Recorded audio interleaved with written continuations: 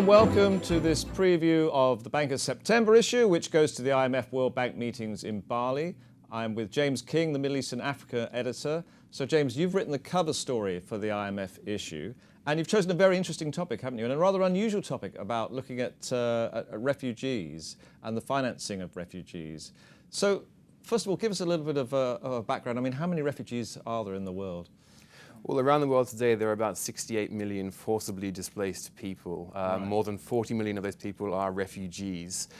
So the scale of the challenge is growing. We see crises in Myanmar, crises in South Sudan, and really the levels of refugees today are at unprecedented numbers. So it's a growing challenge, and it's getting worse year by year. Okay, now we have this image of refugees as obviously, I mean, they're fleeing conflict often, they're in desperate circumstances.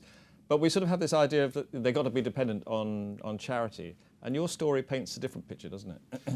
That's right. So really a lot of research is happening right now around sort of the role of refugees in camps. And what happens is refugees arrive in camps after a very long journey, for example, and they often stay in these locations for many years. And what happens is real economies and a real marketplace can sort of build up in those areas. Yeah, so they start to build a life, and then, as naturally with a collection of human beings, some of them are really quite entrepreneurial, is that right? That's right. So they're starting their own businesses. They are creating tailor shops, barbers, grocery stores, mobile phone sellers, coffee shops. So these refugee camps become really quite entrepreneurial and quite a driven sort of marketplace in many ways. Okay, but as usual, or not as usual perhaps, but you know, they don't seem to be able to get finance. So, and there are probably some good reasons why it's difficult for them to get finance. What did you discover on that front? Yeah, well, for the most part, the private sector, including banks and financial institutions, just aren't touching refugees, and they can't get access to capital, they can't expand their businesses, and the reasons behind that are pretty complex, but basically it boils down to the lack of identity that refugees have. So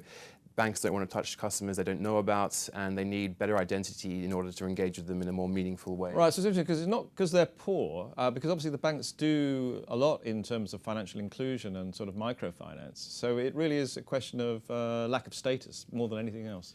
And that's right, that's exactly the issue. And I think, you know, it depends on certain jurisdictions. For example, in Rwanda, it's a bit more perhaps progressive, and the national bank there has been more engaging of refugees, but it's a very fragmented situation. So what has to happen now is there has to be a kind of a global consensus of how to really push forward and develop an ID which can be used by refugees across borders in different markets. So are we starting to see some kind of initiatives in the financial area for refugees?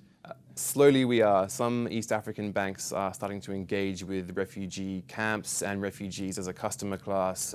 We're seeing a lot of fintechs now move into this space, offering blockchain solutions for sort of cross-border fund movement and so on. So it's slowly happening, but it needs much more progress. Okay. James, we look forward to reading your story. Thank you very much. Thank you.